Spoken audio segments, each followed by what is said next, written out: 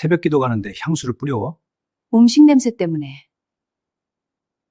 당신 향수 냄새가 왜 이래? 새벽 기도 간다더니 모텔은 왜 가? 평생을 믿어온 아내의 옷에서 발견된 모텔 라이터와 낯선 향수 냄새. 분노에 눈이 멀어 칼을 품고 찾아간 그 현장에서 저는 제 인생에서 가장 추악한 민낯과 마주하게 되었습니다. 아내가 매일 밤 모텔로 향해야만 했던 그 눈물겨운 진실은 과연 무엇이었을까요? 이야기를 시작하기 전 지금 이 사연을 함께 듣고 계신 분들에게 건강하세요 또는 행복하세요 같은 따뜻한 인사를 댓글로 한마디만 나눠주세요. 누군가에게 복을 빌어주는 예쁜 마음씨는 결국 나에게 더 큰 행운으로 돌아온다고 합니다. 정겨운 인사 나누며 구독과 좋아요로 이 다락방 열차에 오붓하게 머물다 가셔요. 은퇴 후의 삶은 고요한 호수와 같을 줄 알았습니다. 35년이라는 세월 동안 교단에서 아이들을 가르치며 쌓아온 명예와 질서는 제 인생의 견고한 울타리였습니다. 하지만 그 울타리는 아주 작은 소품 하나에 의해 너무나 허망하게 무너져 내리기 시작했습니다. 그날 아침 아내 영숙이 욕실에 들어간 사이 저는 거실 의자에 걸린 아내의 분홍색 코트를 정리하려 들었습니다. 그때였습니다. 톡하는 가벼운 소리와 함께 바닥으로 무언가 떨어졌습니다. 바닥에 떨어진 것은 싸구려 플라스틱 라이터였습니다. 분홍색 하트가 조잡하게 프린트된 유흥업소에서나 뿌릴 법한 그 물건에는 낙원 모텔이라는 네 글자가 선명하게 적혀 있었습니다. 저는 순간 제 눈을 의심했습니다. 영숙이가? 설마. 아내는 30년 동안 술 한 방울, 담배 한 모금 입에 대지 않은 사람입니다. 매일 새벽 4시만 되면 어김없이 성경책을 가슴에 품고 교회로 향하던 세상에서 가장 정결한 여인이었습니다.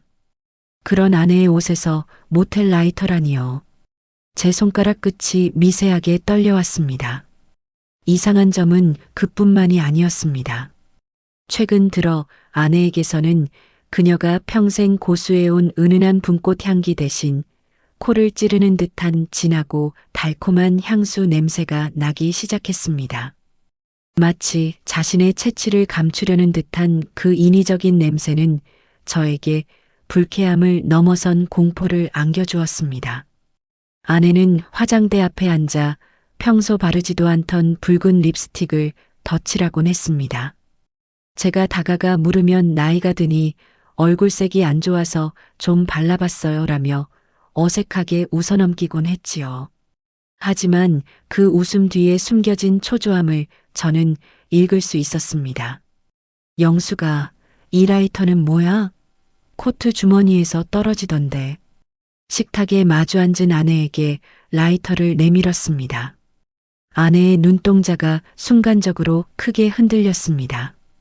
그녀는 젓가락을 내려놓지도 못한 채 잠시 멈칫하더니 이내 아무렇지도 않은 듯 대답했습니다. 아, 그거. 길 가다 주었어요. 색깔이 예뻐서 나중에 청소할 때 쓰려고요. 주었다고요? 평소 남이 쓰던 물건은 쳐다보지도 않던 깔결한 성격의 아내가 모텔 라이터를 주었다는 말을 믿으라는 건지 제 가슴 속에는 차가운 의심의 싹이 급격히 자라나기 시작했습니다. 그날 밤 아내의 고른 숨소리가 들려오는 것을 확인한 뒤 저는 거실로 나왔습니다. 아내의 가방은 거실장 위에 놓여 있었습니다. 저는 죄책감을 느낄 새도 없이 가방을 뒤졌습니다. 가방 안쪽 깊숙한 비밀 지퍼 안에서 제가 본 적 없는 것들이 쏟아져 나왔습니다. 고가의 명품 향수 샘플들과 화려한 색감의 립스틱, 그리고 남성용 손수건 한 장이 들어 있었습니다. 손수건에는 아내의 것이 아닌 낯선 남자의 채취와 담배 냄새가 희미하게 배어 있었습니다. 제 머릿속은 마치 폭격이라도 맞은 듯 하얘졌습니다. 30년 넘게 제가 믿고 사랑했던 아내, 동네 사람 모두가 칭송하던 그 성녀 같은 여자가 사실은 밤마다 다른 남자의 품을 그리워하고 있었던 걸까요? 아니야, 그럴 리 없어. 저는 혼잣말을 내뱉었지만 제 손에 들린 명백한 증거들은 아내의 배신을 증명하고 있었습니다. 저는 어둠 속에서 가슴을 쥐어짜며 눈물을 삼켰습니다. 평온했던 제 노후는 이제 지옥의 문턱에 서 있었습니다. 잠을 이룰 수 없었습니다. 거실 소파에 앉아 멍하니 천장을 바라보던 제 시선은 아내의 전용 의자 옆에 놓인 성경책으로 향했습니다. 아내는 저 성경책을 제 목숨보다 귀하게 여겼습니다. 매일 밤 잠들기 전 1시간씩 성경을 읽으며 가족의 화목을 위해 기도한다던 그녀였습니다. 저는 홀린 듯 다가가 그 성경책을 집어들었습니다.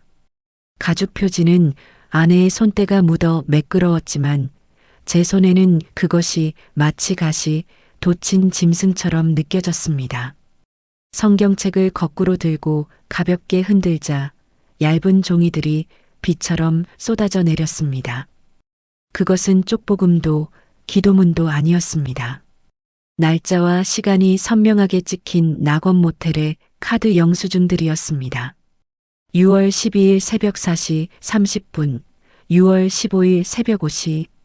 아내가 새벽 기도를 간다고 집을 나섰던 그 모든 시간들이 모텔 영수증에 기록되어 있었습니다. 영수증 뒷면에는 아내의 정갈한 글씨로 짧은 메모들이 적혀 있었습니다. 오늘은 당신 얼굴색이 좋아서 마음이 놓여요. 내일은 전복죽을 끓여갈게요. 꼭 기운 차려야 해요. 기운 차려야 해요? 당신 얼굴색이 좋아서 다행이야? 저는 영수증에 적힌 그 글귀들을 읽으며 짐승 같은 울음을 터뜨렸습니다. 아내는 저를 위해 죽 한 그릇 끓여준 적이 드물었습니다. 은퇴 후 건강이 나빠진 저를 위해 그 흔한 비타민 하나 챙겨주지 않던 아내가 다른 남자를 위해서는 새벽마다 죽을 끓여 날랐다는 사실에 온몸에 피가 역류하는 것 같았습니다. 주방으로 달려간 저는 가스레인지 위에 놓인 냄비를 열었습니다. 그 안에는 정성스럽게 끓인 전복죽이 아직 온기를 머금고 있었습니다. 저는 그 죽그릇을 통째로 바닥에 내동댕이 쳤습니다. 으악! 비명 같은 고함이 터져 나왔습니다. 사방으로 튄 죽 알갱이들이 마치 제 갈기갈기 찢어진 심장 조각들 같았습니다. 아내가 이 죽을 들고 모텔방으로 들어가 그 남자에게 수저를 들려주는 상상을 하니 숨을 쉴 수가 없었습니다. 배신감은 칼날이 되어 제 이성을 도려냈습니다. 저는 딸 미래에게 전화를 걸었습니다. 하지만 돌아온 것은 차가운 목소리였습니다. 아빠, 제발 좀. 엄마가 그럴 뿐이야? 나이 드시더니 의부증이라도 생기신 거예요? 딸의 목소리는 제 심장에 마지막 쐐기를 박았습니다. 아무도 믿어주지 않는다면 제 손으로 직접 그 추악한 현장을 목격하고 끝내야겠다고 다짐했습니다. 저는 주방에서 날이 잘 선 식칼 하나를 꺼내 신문지에 겹겹이 쌓았습니다. 그것을 가방 깊숙이 집어넣으며 저는 결심했습니다. 내일 새벽 아내가 나가는 그 길을 끝까지 따라가리라고. 그놈이 누구든 내 아내를 더럽힌 그 대가를 뼈저리게 치르게 해주겠노라고 말입니다. 분노는 이제 차가운 증오로 변해 저를 지배하기 시작했습니다. 침실로 돌아와 잠든 아내의 뒷모습을 보았습니다. 저리도 고요하고 평온한 얼굴로 저를 속여왔다니 소름이 끼쳤습니다. 저는 침대 끝에 앉아 뜬 눈으로 새벽이 오기만을 기다렸습니다. 시계추 소리가 제 심장 박동 소리처럼 크게 울려 퍼졌습니다. 영수가 내일 아침 내가 보게 될 세상은 오늘과는 전혀 다를 거다. 저는 나지막이 읊조리며 어둠 속에서 눈을 번뜩였습니다. 새벽 4시 정적을 깨고 아내가 일어났습니다. 그녀는 평소처럼 조용히 몸을 씻고 단정한 옷으로 갈아입었습니다. 화장대 앞에서 향수를 뿌리고 가방 속에 무언가를 챙기는 소리가 들렸습니다. 저는 자는 척 숨을 죽였습니다. 현관문이 닫히는 소리와 함께 저는 용수철처럼 튀어나갔습니다. 낡은 점퍼를 걸치고 모자를 깊게 눌러 쓴 채 저는 아내의 뒤를 밟기 시작했습니다. 새벽의 공기는 폐부를 찌를 듯 차가웠고 거리는 짙은 안개에 휩싸여 있었습니다. 아내의 걸음걸이는 평소보다 빨랐습니다. 매일 가던 교회 방향은 오른쪽이었지만 아내는 주저없이 왼쪽으로 꺾어 내려갔습니다. 제 가슴은 터질 듯이 요동쳤습니다. 역시 교회는 핑계였어. 아내는 큰 길가로 나가더니 서둘러 택시를 잡아탔습니다. 저 역시 뒤따라오던 택시를 세워 세차게 문을 닫았습니다. 앞차 따라가 주세요. 놓치면 안 됩니다. 기사님은 저를 이상한 눈으로 쳐다봤지만 제 눈에 서린 살기 어린 집념에 입을 다물고 엑셀을 밟았습니다. 택시는 도심의 화려한 불빛을 지나 건물이 낡고 지저분한 유흥가 뒷골목으로 접어들었습니다. 네온사인 불빛이 기괴하게 일렁이는 그곳에 아내의 택시가 멈췄습니다. 아내가 내린 곳은 다름 아닌 낙원 모텔이었습니다. 간판에 불이 깜빡거리며 모텔의 미음자가 나가 있는 그 남루한 건물 속으로 아내는 익숙한 듯 들어갔습니다. 카운터 직원과 짧게 인사를 나누는 아내의 모습은 마치 그곳이 집이라도 되는 양자연스러워 보였습니다. 저는 택시비도 대충 던져두고 차에서 내렸습니다. 차가운 빗줄기가 뺨을 스쳤지만 감각조차 없었습니다. 모텔 로비의 어두운 구석에 몸을 숨기고 아내가 엘리베이터에 타는 것을 지켜보았습니다. 층수 표시기에 불이 들어왔습니다. 1, 2, 그리고 3에서 멈췄습니다. 3층, 3층이었어. 저는 계단을 뛰어오르기 시작했습니다. 무릎이 아프고 숨이 턱 끝까지 차올랐지만 멈출 수 없었습니다. 제 아내를 가로챈 그놈의 숨통을 끊어버리겠다는 생각뿐이었습니다. 3층 복도는 쾌쾌한 곰팡이 냄새와 담배 냄새가 섞여 구역질이 났습니다. 저는 벽에 몸을 바짝 붙이고 복도 끝 302호로 향했습니다. 방문 너머로 희미한 불빛이 새어나오고 있었습니다. 제 손은 가방 안의 식칼 손잡이를 꽉 쥐었습니다. 신문지가 바스락거리는 소리조차 천둥 소리처럼 크게 느껴졌습니다.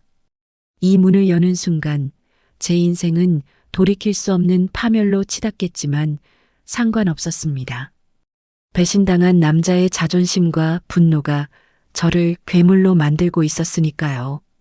저는 문 앞에서 숨을 골랐습니다. 안에서는 낮은 남자의 신음이 들렸고 이어지는 아내의 목소리는 너무나 다정해서 소름이 돋았습니다. 조금만 참아요. 이제 곧 시원해질 거야. 시원해진다고? 그 노골적인 대화에 제 머릿속 회로가 타버리는 것 같았습니다. 저는 모든 힘을 실어 문을 걷어찼습니다. 쾅! 소리와 함께 문이 열리며 제 30년 믿음의 잔해가 사방으로 흩날렸습니다. 이 더러운 인간들아. 제가 지를 수 있는 가장 큰 비명을 내질렀습니다. 방문이 부서질 듯 열리며 드러난 방 안의 풍경은 제 상상과는 전혀 달랐습니다. 야릇한 조명도 엉망이 된 침대 시트도 없었습니다. 대신 방 안을 가득 채운 것은 코를 찌르는 강한 소독약 냄새와 낡은 기계의 가냘픈 비품이었습니다. 하얀 대야를 들고 서 있던 아내는 소스라치게 놀라 대야를 떨어뜨렸습니다. 물이 제 신발 위로 튀었지만 저는 움직일 수 없었습니다. 침대 위에는 한 남자가 시체처럼 누워 있었습니다. 그는 50대로 보였습니다. 뼈만 앙상하게 남은 몸, 푹 꺼진 눈동자, 그리고 입에 물린 산소호흡기. 그는 인간이라기보다는 죽음을 기다리는 껍데기에 가까워 보였습니다.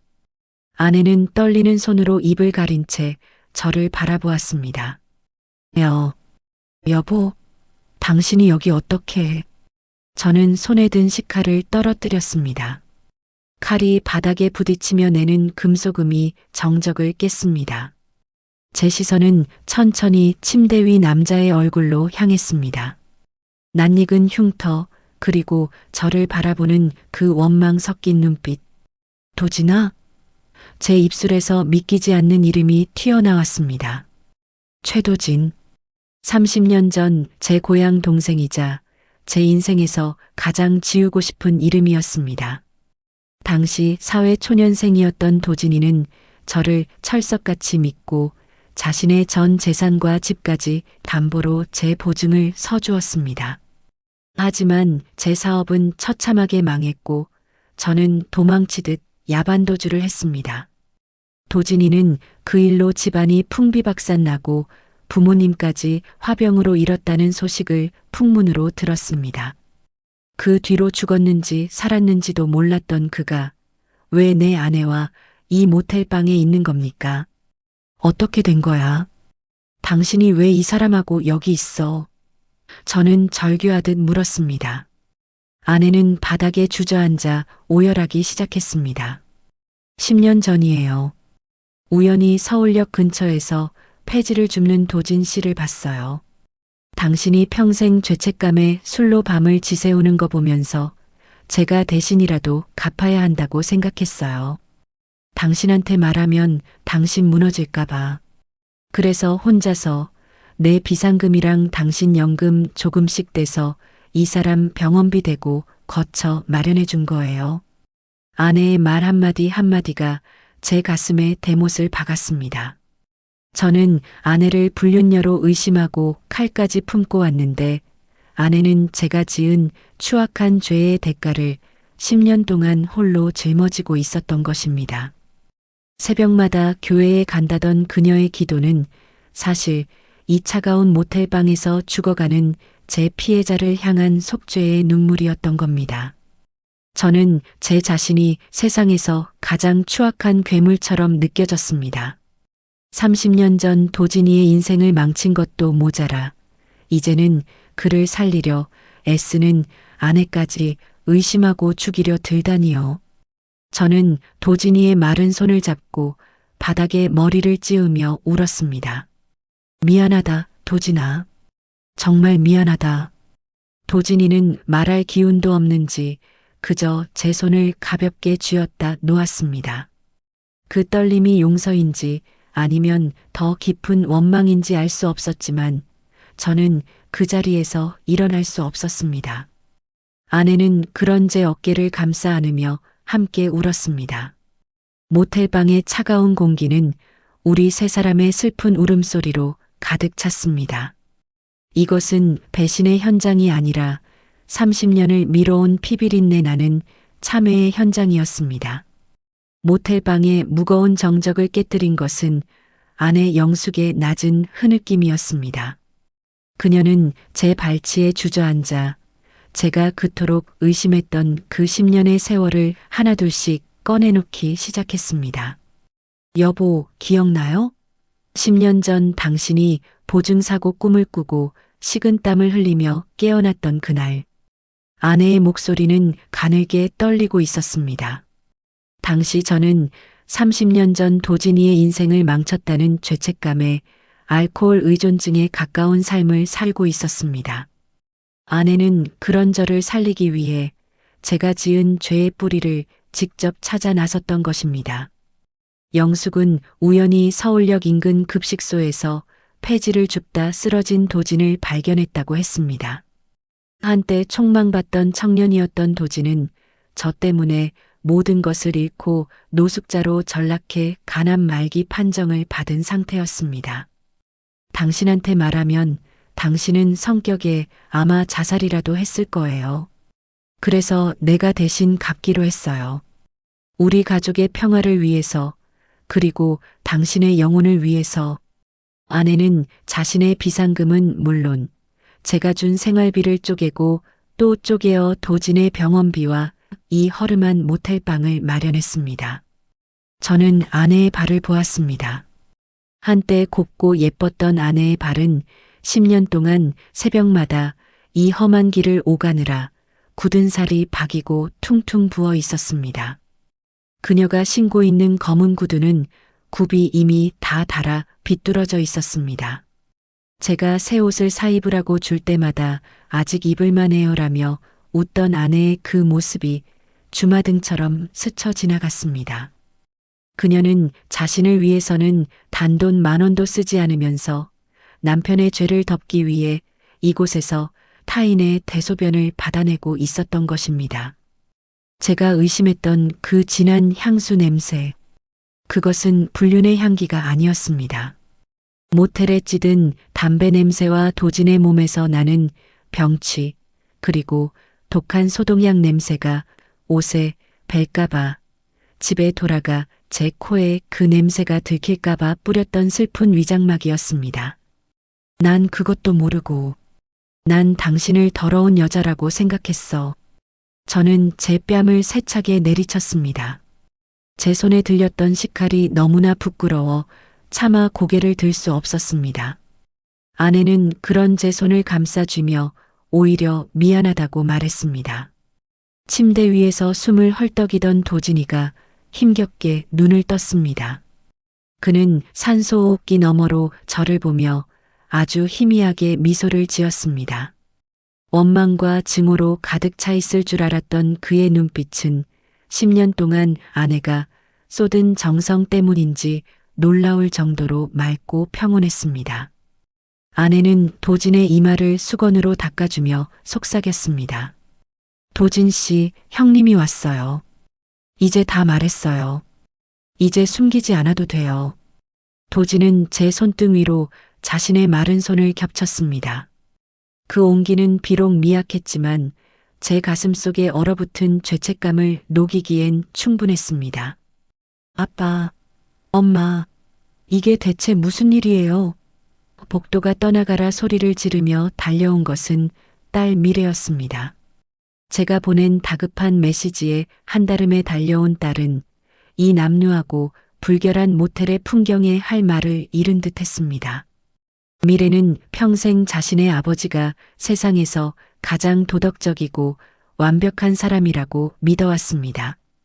그런 아버지가 이런 곳에서, 그것도 정체 모를 병자와 함께 있는 모습은 딸의 세계관을 송두리째 뒤흔드는 사건이었을 겁니다. 저는 미래를 방 안으로 데려가 모든 것을 털어놓았습니다. 30년 전 제가 어떤 비겁한 선택을 했는지, 그 선택이 한 청년의 인생을 어떻게 지옥으로 몰아넣었는지, 그리고 너희 엄마가 그 지옥에서 도진이를 건져내기 위해 지난 10년을 어떻게 보냈는지 말입니다. 미래는 듣는 내내 입을 다물지 못했습니다. 그럼 아빠가 범죄자나 다름없었다는 거예요? 우리 유학 자금, 우리 집, 그게 다 이 아저씨의 피눈물이었다는 거야? 미래의 날카로운 질문에 저는 아무 대답도 할 수 없었습니다. 미래는 엄마의 거친 손을 잡고 통곡했습니다. 엄마 바보야? 왜 혼자 이걸 다 감당해? 아빠가 잘못했으면 아빠가 벌을 받게 해야지. 왜 엄마가 여기서 수발을 들어? 미래의 절규는 아내의 희생에 대한 안타까움이자 동시에 아버지인 저에 대한 분노였습니다. 하지만 영숙은 조용히 미래의 머리를 쓰다듬었습니다. 미래야, 아빠를 살리고 싶었어.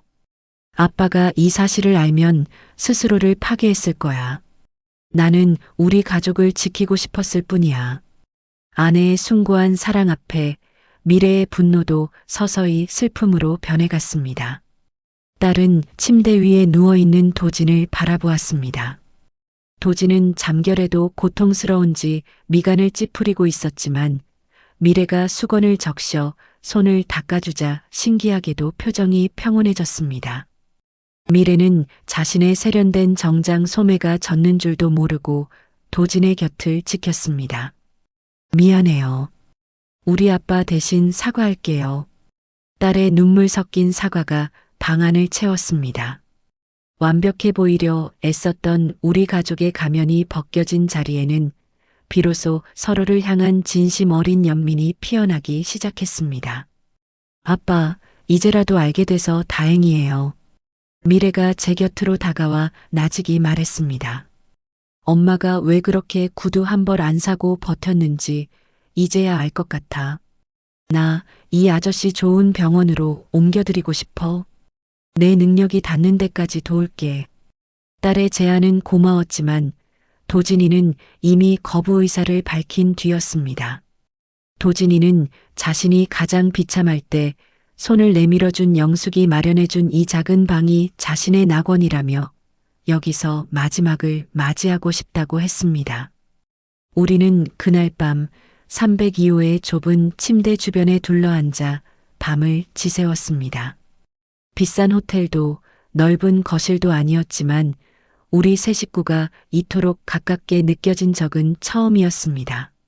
가식적인 웃음과 형식적인 안부 뒤에 숨겨두었던 진짜 가족의 모습, 그것은 서로의 치부를 드러내고 함께 울어줄 수 있을 때 비로소 완성되는 것이었습니다. 창밖으로 새벽 안개가 서서히 걷히고 있었습니다. 그것은 마치 우리 가족을 억누르던 30년의 어둠이 물러가는 신호와도 같았습니다. 운명의 시간은 생각보다 빨리 찾아왔습니다. 도진의 호흡이 거칠어지기 시작한 것은 다음 날 새벽이었습니다. 저는 도진의 상체를 조심스럽게 일으켜 세워 제 가슴에 기대게 했습니다. 30년 전 고향 앞마당에서 함께 술잔을 기울이며 미래를 약속했던 그 동생이 이제는 뼈만 남은 무게로 제 품에 안겨 있었습니다. 도진아, 정신 차려봐. 형이야. 형이 미안하다. 정말 미안해.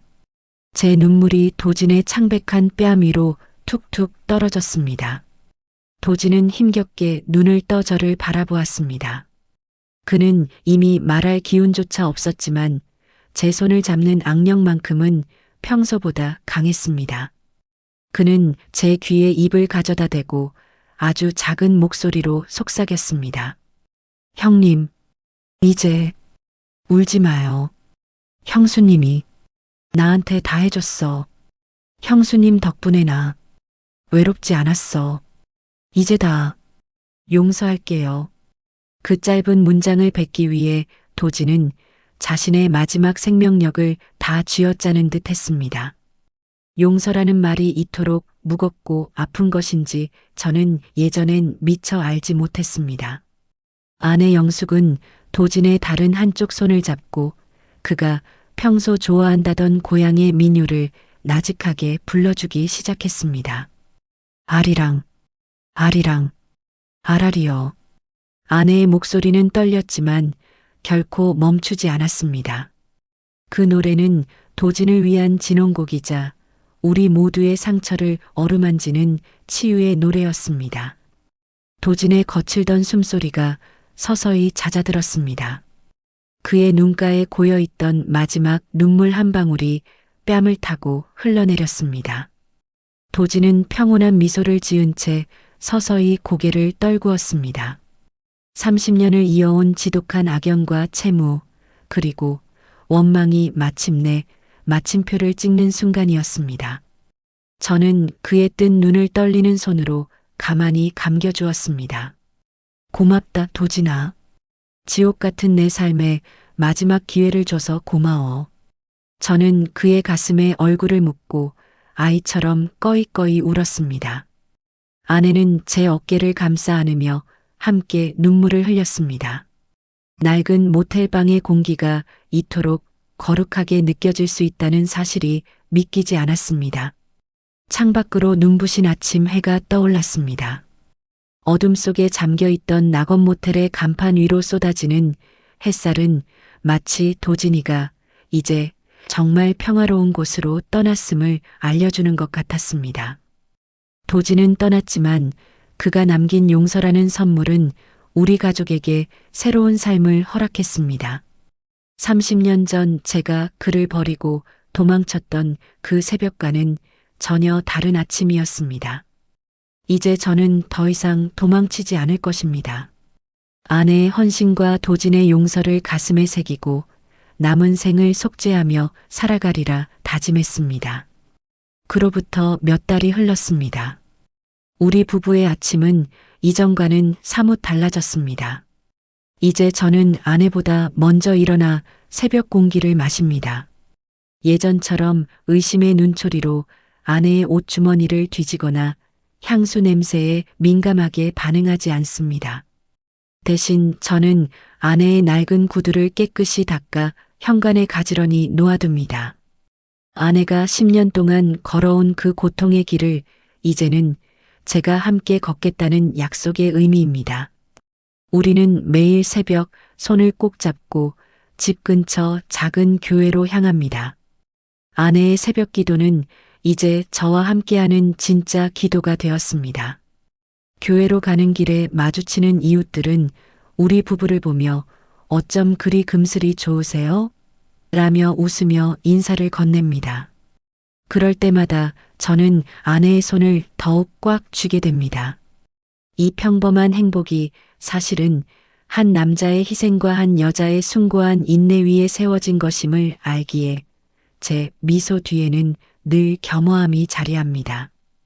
예배당에 앉아 눈을 감으면 여전히 도진이의 마지막 미소가 떠오릅니다.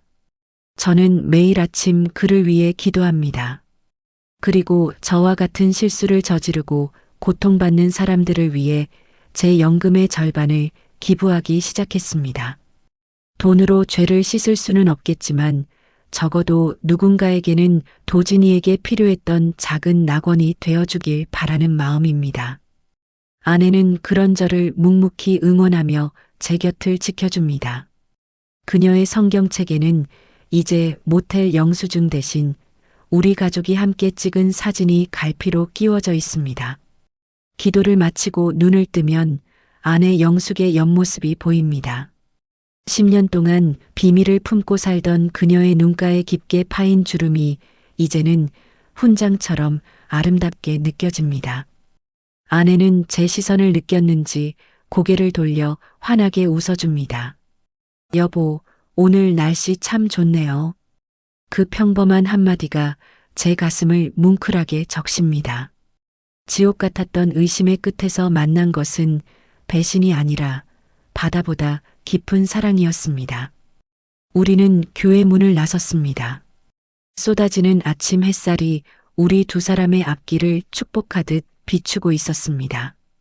가장 큰 기도는 입술로 내뱉는 화려한 말이 아니라 가장 가까운 사람의 허물을 사랑으로 덮어주는 삶 그 자체입니다. 저는 마음속으로 되뇌었습니다. 비록 30년이라는 먼 길을 돌아왔지만 저는 이제야 진정한 구원이 무엇인지 알 것 같습니다. 그것은 거창한 것이 아니라 오늘 아침 내 곁에 있는 사람의 손을 잡고 함께 빛을 향해 걸어가는 것, 바로 그것이었습니다. 이번 이야기 여러분은 어떻게 보셨나요? 댓글로 여러분의 소중한 생각을 자유롭게 남겨주세요. 구독과 좋아요, 알림 설정은 다락방 열차가 다음 역을 향해 나아가는데 가장 큰 힘이 됩니다. 시청해 주셔서 진심으로 감사합니다.